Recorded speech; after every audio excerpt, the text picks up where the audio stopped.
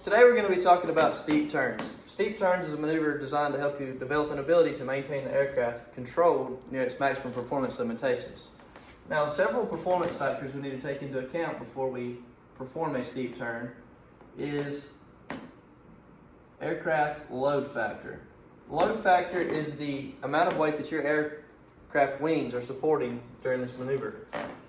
During our maneuver today, we will be forming a 45-degree angle of bank. So to determine our load factor at a 45-degree angle of bank, we will divide 1 over the cosine of 45, which is our angle of bank, and it will equal 1.41 Gs. So at 1.41 Gs, if our aircraft weighs 2,200 pounds, you multiply that by our load factor, and it will equal 3,102 pounds our aircraft wings are then supporting. So, with load factor directly affecting stall speed, we need to look up our stall speed for our Piper Warrior, which is VS, and it is 50 knots. So to determine our new stall speed at 1.41 Gs, you will multiply 50 knots by the square root of 1.41 Gs, and it will equal in the area of 59 knots. So therefore, our new stall speed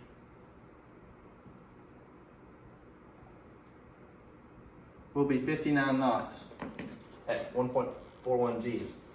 The next factor is the angle of bank.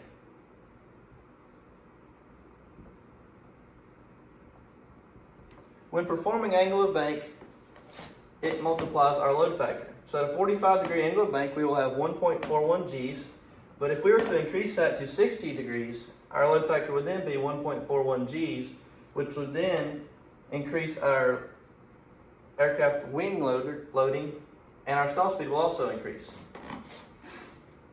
So another factor in steep turns is torque. As you all probably learned in private pilot ground, aircraft has P factor. So if our propeller spins counterclockwise, if you're looking directly at it, and our engine is pushing the plane to the left. So when we are departing on the runway at low airspeed and high angle of bank, high angle of attack, the aircraft wants to yaw to the left, so we have to counter that with the right rudder, which we will have to do in steep turns. Now, another factor that in steep turns is the overturning tendency.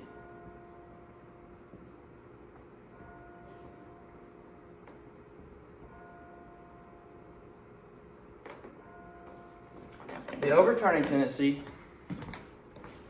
is when if we were to fly in straight and level flight and bank our aircraft to 10 degrees and let go of the yoke, the aircraft would then return to its original position. But if we were to fly in straight and level flight and bank our aircraft to 60 degrees and let go of the yoke, the aircraft would then want to overturn, combine with the P factor, and roll over, which is what we will have to control during our steep turns.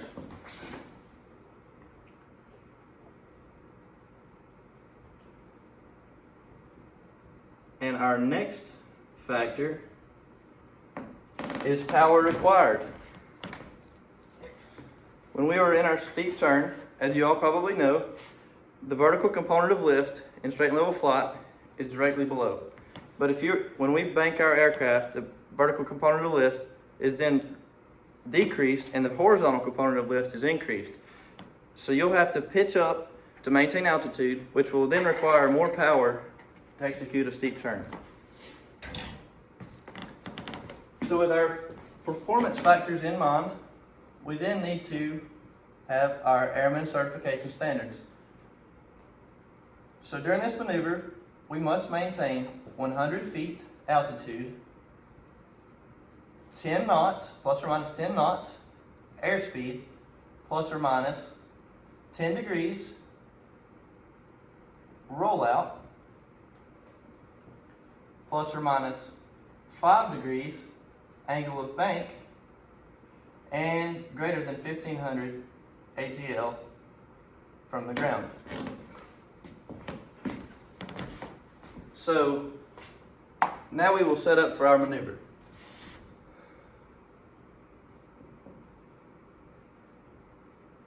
Our setup for the steep turn maneuver in a Popper Warrior, we will first begin our pre-maneuver checklist, as we do with every maneuver, or as known as before landing checklist.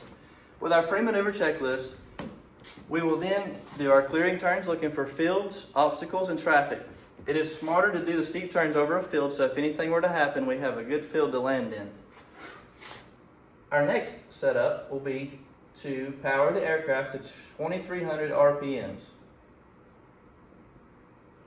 which should give us around 95 knots in the Warrior. And let's execute this maneuver at 3,000 feet MSL.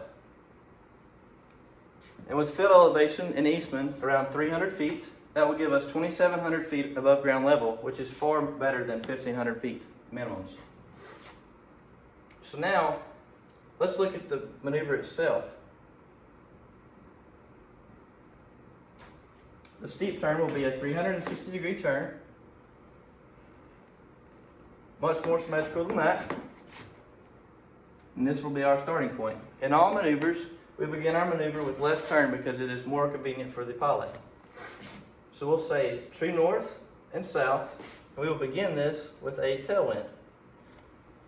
So our aircraft is currently right here, heading this way. And our first procedure will be to bug our entry heading.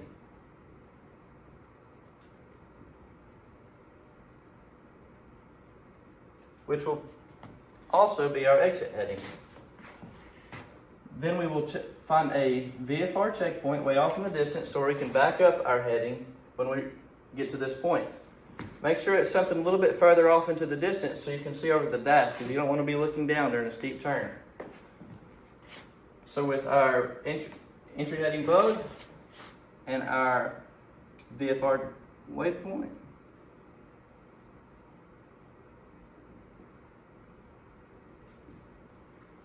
let me fix this.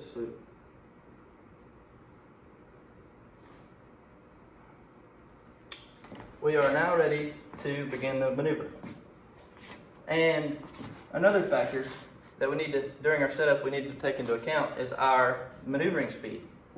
And our maneuvering speed for the Popper Warrior is 88 knots to 111 knots. 88 knots being our minimum weight, 111 being our maximum.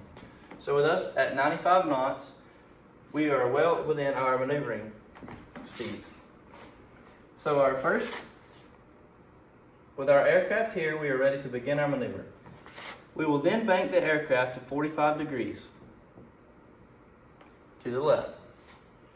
And when we get through around 30 degrees, we will increase our power to 2450 RPM to account for our loss of vertical component of lift. And then we will maintain our 3,000 foot, 95 knots, and our RPM, and complete the 360 degree turn. Now, when we go to roll out of this maneuver, it is good to know that at 45 degrees angle of bank, you just divide that by 2, which is 22.5 degrees. So at 22 degrees, we will begin roll out. Right here. So as we begin to roll out of the maneuver, our vertical component of lift will then increase, and our airspeed will also increase. So to account for that, we need to decrease RPM and let go of a little pitch. So when we get to our exit heading, we are level, we are at our altitude, and we're not exceeding our maneuvering speed. Once the maneuver is complete, we will make a right 360 and perform the same. So we will right turn to 45 degrees. At 30 degrees, we will increase engine RPM, always maintaining back pressure because we will need it to maintain our altitude. We will go all the way to 360 degrees. At 22 degrees, we'll roll out, and with decreasing back pressure and decreasing engine RPM. And then when we get to our heading again, the maneuver is then complete. So a good thing to know during doing the steep turns maneuver is here's your attitude indicator. This is what I do. So if this is our attitude indicator, it's good to keep our aircraft pitched right in between the 2.5 degrees and the horizon. And with a steep turn, we have a very, very high rate of turn and a small radius of turn. So small corrections are only required. If you overcorrect in these maneuvers, you will chase the altitude the rest of the time, and it will be a horrible steep turn. So you don't want to go more than about 2.5 degrees, and you don't want to go below negative 2.5 degrees throughout the maneuver. Now, with this being a VFR maneuver, another factor that can help you is, let's say this is the dash of the aircraft, and these are your yokes. And this is the horizon while you're in your 45-degree angle of bank. When you find the sweet spot where you're maintaining altitude, airspeed, there'll be a mark on your cowling or over your dash that you can put and visually mark where the cowling of the aircraft or the dash is lining up with the horizon. So you can do your airspeed, altitude, pitch, coordination, make sure you're coordinated the whole time, and then visually scan outside and make sure you're on that point. So then you don't have to look at your instruments the whole time and you're getting a visual reference. And then your steep turns will be much better.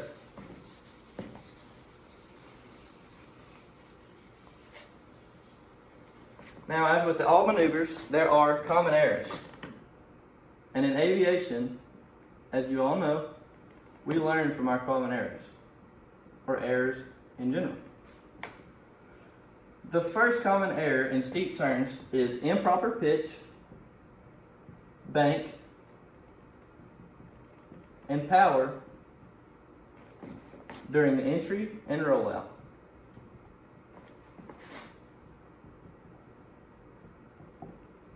And what this is describing is when you go into the maneuver and you don't take into account your loss and gain of vertical component of lift. And let's say you begin your maneuver and you don't power up, or you don't apply back pressure and hold your altitude. The entry and the rollout are two of the make or break scenarios in the steep turn. Because a good start always helps the maneuver to be consistent throughout. The next common errors in steep turns is uncoordination. Throughout the maneuver, it happens very quickly, and it's important to watch your ball of your turn coordinator as you're watching your bank. Make sure the aircraft is coordinated, because when you come around a steep turn, you don't want to be uncoordinated. It will make your turn maybe not as round, your altitude, you'll be chasing your altitude the whole time. So make sure the aircraft is coordinated. Our next common error to steep turns is disorientation, or becoming disoriented. So as I mentioned earlier, with your VFR checkpoint in the distance, it is important to keep your head up while you're doing a steep turn. Do your flows and look over the dash. I've heard some people use roads to perform a steep turn, and if the road's long enough where you can see it way off in the distance, that'll be fine. But I catch myself sometimes looking off the wing here, trying to find my road. And when you're pulling G's, it's very easy to become disoriented. And when you become disoriented, it just snowballs because you're trying to get your bearings back as well as holding your altitude airspeed throughout the maneuver. So make sure to keep your head up. And if you were to become disoriented, trust the flight instruments. And our last but not least common error is improper altitude corrections.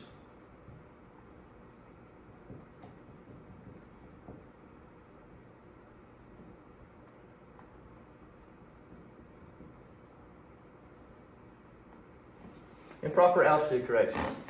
With my tricks that I showed you earlier, if you put this mark on your horizon where you can see where the aircraft is happy and you're maintaining your ACS standards, or you're looking at your attitude indicator and doing small corrections throughout the maneuver, your altitude and the airspeed and the steep turn will be much better. If you overcorrect in a steep turn, you will blow through and chase that altitude throughout the maneuver, which increases your chances of blowing through your heading. So make sure when you're doing steep turns to do small corrections. And another factor that helps in all maneuvers here at MGA is to go to dispatch and pick up a procedures packet. You can go through setup, entry, rollout, and be mentally prepared for the maneuver that we will be completing. So with pre-planning, we can go and do a good steep turn. Thanks.